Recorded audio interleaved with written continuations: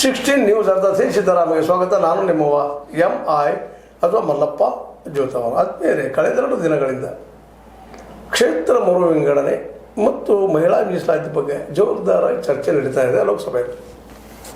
ಇನ್ನು ನಾಳೆ ರಾಜ್ಯಸಭೆಯಲ್ಲಿ ಇರಲಿ, ದೊಡ್ಡವರು ಮಾತಾಡ್ತಾ ಇದ್ದಾರೆ. ಆದರೆ ಇವತ್ತು ನಾವು ಬೇಸಿಕ್ಕಾಗಿ ಹಿಂಗಂದ್ರೆ ಏನು ಕ್ಷೇತ್ರ ಮರು ವಿಂಗಡಣೆ ಅಥವಾ ಡಿಲಿಮಿಟೇಷನ್ ಅಂತೇಳಿ ಹಿಂಗಂದ್ರೆ ಏನು, ಈ ವಿಷಯದ ಮೇಲೆ ಜೊತೆಗೆ ಅದಕ್ಕೆ ಸಂಬಂಧಿಸಿದ 2-3 ವಿಷಯಗಳ ಬಗ್ಗೆ ಇವತ್ತು ಚರ್ಚೆ ಮಾಡೋದಕ್ಕಾಗಿ ನಮ್ಮ ಹಿರಿಯ ಅರ್ಥತಜ್ಞರು, ಜೊತೆಗೆ ಈ ಭಾಗದ ವಿಚಾರವಂತರು, ನಿವೃತ್ತ ಪ್ರಾಧ್ಯಾಪಕರು, ಪ್ರಿನ್ಸಿಪಾಲರು ಕೂಡ ನಮ್ಮ ಡಾಕ್ಟರ್ ಅರ್ಜುನ್ ಪಂಗಣ್ಣವರವರು ಈ ವಿಷಯಗಳ ಬಗ್ಗೆ ಒಂದಿಷ್ಟು ನಿಮಗೆ ತಿಳುವಳಿಕೆ ಕೊಡೋ ಸಲುವಾಗಿ ನಿಮ್ಮ ಭಾಷೆಯಲ್ಲಿ ಬಂದು ಹೇಳುವ ದೃಷ್ಟಿ ಇಟ್ಕೊಂಡು ಇವತ್ತು ಅವ್ರನ್ನ ಆಹ್ವಾನಿಸಿದ್ವಿ. ಸರ್, ಸ್ವಾಗತ.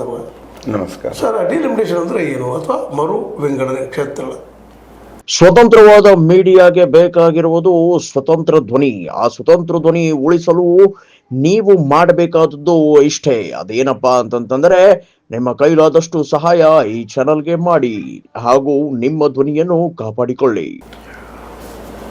ಇದು ಸಂವಿಧಾನಬದ್ಧವಾದಂಥ ಒಂದು ಮಾಡಲೇಬೇಕಾದಂಥ ಕ್ರಮ. ಈ ಮೊದಲೇದೇನು ಚುನಾವಣೆ ಆಯಿತಲ್ಲ, ಫಸ್ಟ್ ಚುನಾವಣೆ ಸ್ವಾತಂತ್ರ್ಯ ಸಿಕ್ಕ ನಂತರ, ಅವಾಗಿಂದ ಹಿಡ್ಕೊಂಡು ಇಲ್ಲಿ ತನಕ ಪ್ರತಿ 10 ವರ್ಷಕ್ಕೊಮ್ಮೆ, ಅಂದರೆ ಸಂವಿಧಾನದ ವಿಧಿ 181 MP ಗಳಿಗೆ ಬರ್ತದೆ, 171 MLAಗಳಿಗೆ ಬರ್ತದೆ. ಆ ಒಂದು ಇದ್ರ ಪ್ರಕಾರ ಪ್ರತಿ 10 ವರ್ಷಕ್ಕೊಮ್ಮೆ ಕ್ಷೇತ್ರ ಮರು ವಿಂಗಡಣೆ ಆಗ್ತಾ ಇರಬೇಕಾಗ್ತದೆ. ಯಾಕಂದರೆ ಜನಸಂಖ್ಯೆ ಹೆಚ್ಚಾಗ್ತಿರೋದು ಒಂದು ಕಡೆಗೆ, ಆಡಳಿತದಲ್ಲಿ ಪಾರದರ್ಶಕತೆ ಬೇಕೋ, ಎಲ್ಲ ಭಾಗದಿಂದನೂ ಸಮಾನ ಪ್ರತಿನಿಧಿತ್ವ ಇರಬೇಕಲ್ಲಿ, ಲೋಕಸಭಾದಲ್ಲಿ, ವಿಧಾನಸಭಾದಲ್ಲಿ, ಆಡಳಿತದಲ್ಲಿ. ಜನಸಂಖ್ಯೆ ಆಧಾರದ ಮೇಲೂ ಅದೇ ಮುಂದೆ ಹೇಳ್ತೀನಿ. ಇಲ್ಲಿ ಆಡಳಿತವನ್ನು ಸುಗಮವಾಗಿ, ಎಫೆಕ್ಟಿವ್ ಆಗಿ ಜನರಿಗೆ ನ್ಯಾಯ ಮುಟ್ಟುವ ಹಂಗೆ ತೊಗೊಂಡು ಹೋಗೋ ಸಲುವಾಗಿ ಇದರ ಅನಿವಾರ್ಯತೆ ಇದೆ. ಒಂದೇದು ಅವಾಗೇನಾಯ್ತು ಅಂದ್ರೆ 1900 ಹೀಗೇನು ಮೊದಲೇದು ಬಂತಲ್ಲ ಎಲೆಕ್ಷನ್ ತನಕ ಹೆಚ್ಚು ಕಡಿಮೆ 37 ಕೋಟಿ ಜನಸಂಖ್ಯೆ ಇತ್ತು. ಅವಾಗ ಅವ್ರು ಏನು ಮಾಡ್ರಿ ಅಂದ್ರೆ ಲೆಸ್ ದ್ಯಾನ್ 1 ಲಕ್ಷ ಜನಸಂಖ್ಯೆ ಪ್ಯೂರ್ಲಿ ಮತದಾರರಲ್ಲ, ಜನಸಂಖ್ಯೆ 1 ಲಕ್ಷ ತನಕ ಒಂದು MLA ಸೀಟು, 10 ಲಕ್ಷ ತನಕ ಏನಿದೆ ಅಲ್ಲಿ ಒಂದು MP ಸೀಟ್ ಅಂತ ಇಟ್ಕೊಂಡು ಬಂತದು.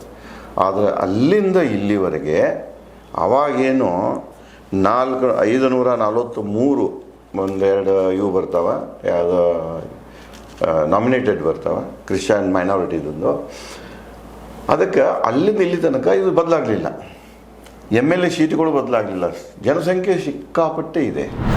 ಆ ನಿಯಮದ ಪ್ರಕಾರ ಏನಂತ ಪ್ರತಿ 10 ವರ್ಷಕ್ಕೊಮ್ಮೆ ನೀವೇನು ಮಾಡಬೇಕು, ಕ್ಷೇತ್ರದ ಮರು ವಿಂಗಡಣೆ ಆಗ್ತಿರಬೇಕು. ಅದು ತಾಲೂಕಾ ಇರಲಿ, ಜಿಲ್ಲೆಗಳ ಮನೋರಚನೆ ಆಗಲಿ, ರಾಜ್ಯಗಳ ಪುನರ್ರಚನೆ ಆಗಲಿ,